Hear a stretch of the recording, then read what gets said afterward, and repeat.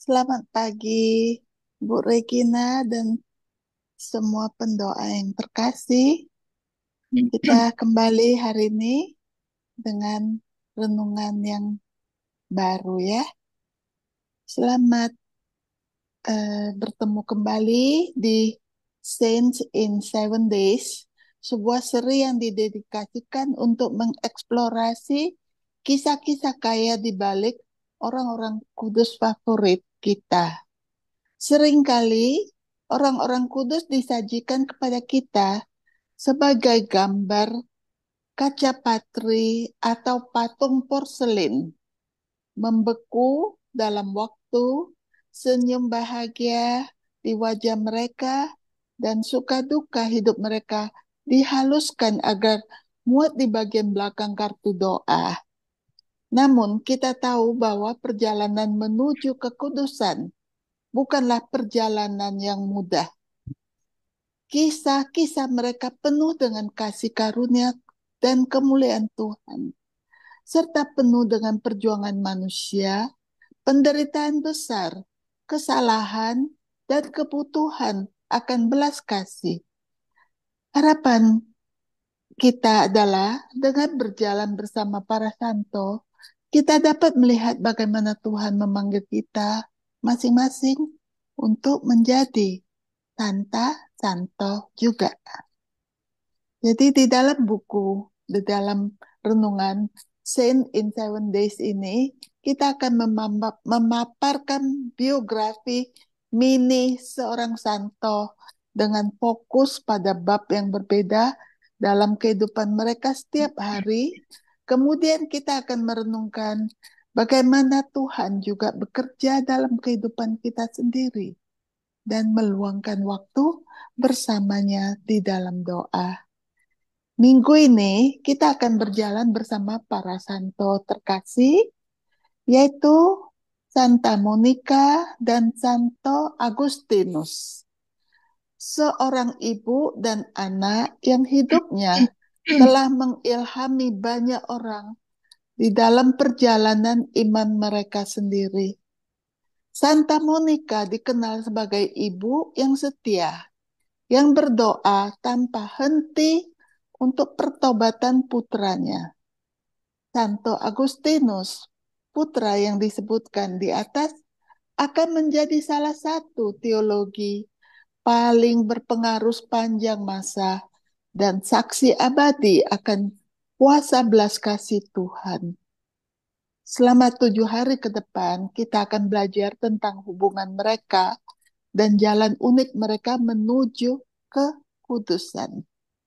Mari kita mulai dari bab 1, yaitu saksi iman.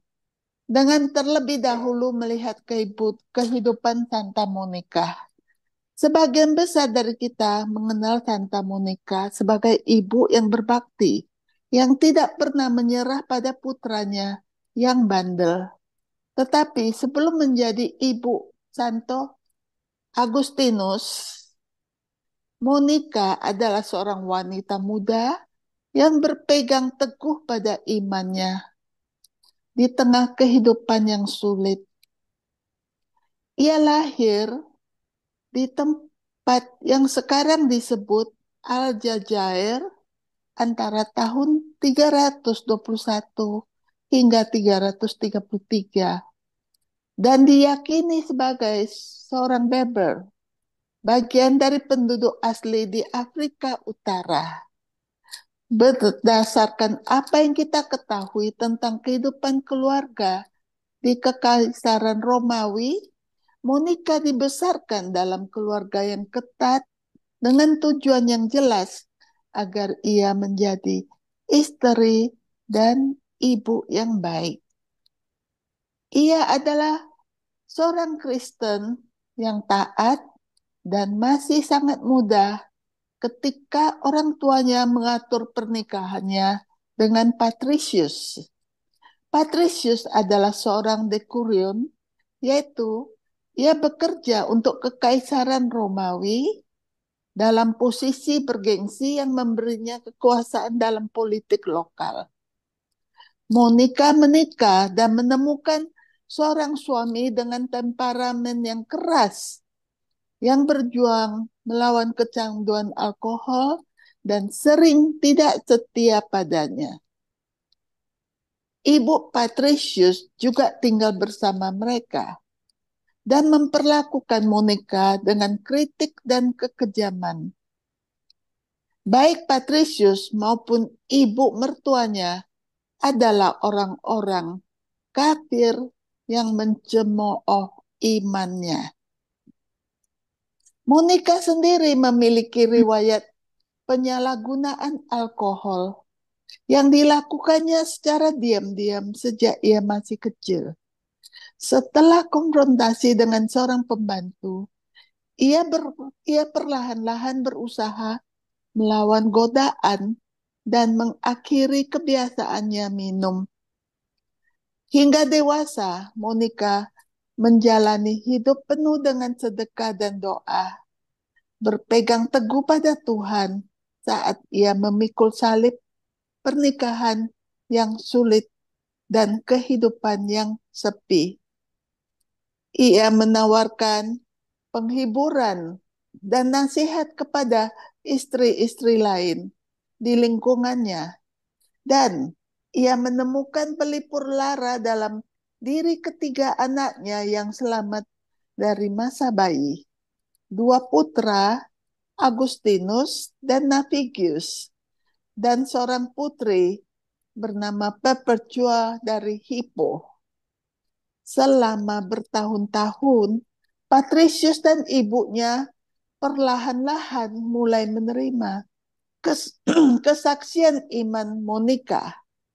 Melihat wanita ini menjalani hidup penuh dengan amal dan doa, berpegang teguh pada Tuhan, apapun yang terjadi, memberi dampak pada mereka.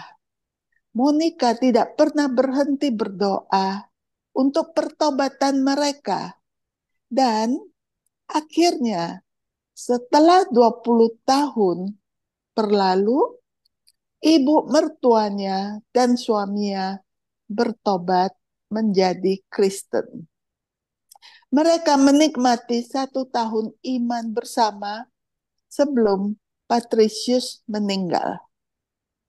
Bahkan dengan teladan Monica masih butuh waktu bertahun-tahun lagi sebelum Agustinus jatuh cinta kepada Tuhan dan dibaptis.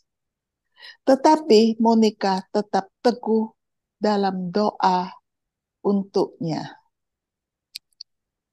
Besok kita akan menyelami kehidupan Agustinus sebelum pertobatannya. Tetapi untuk saat ini, kita akan menutupnya dengan waktu untuk merenung dan berdoa. Kita berdoa bersama. Kita melihat bagaimana teladan iman Monica membawa suami dan ibu mertuanya lebih dekat kepada Tuhan. Apakah ada orang dalam hidup Anda yang Anda jadikan teladan? Dan cara apa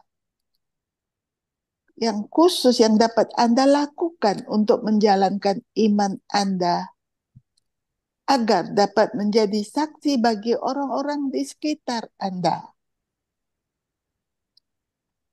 Salah satu kutipan paling terkenal yang diingat dari Santa Monica adalah tidak ada yang jauh dari Tuhan. Apa artinya ini bagi Anda? Kapan Anda mengalami hal ini menjadi kenyataan dalam hidup Anda sendiri?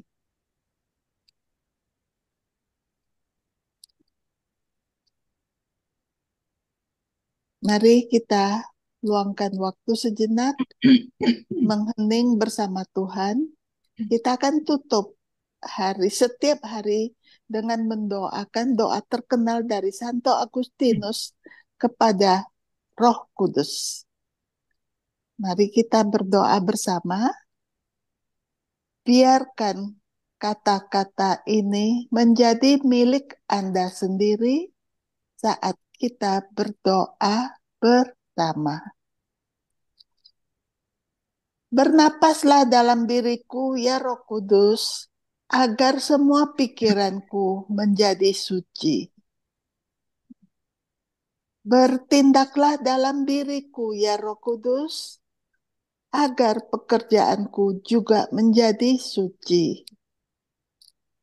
Tariklah hatiku, ya Roh Kudus, agar aku hanya mencintai apa yang suci. Kuatkanlah aku, ya Roh Kudus, untuk membela semua yang suci. Maka lindungilah aku, ya Roh Kudus, agar aku selalu menjadi suci. Santa Monica, Santo Agustinus, doakanlah kami.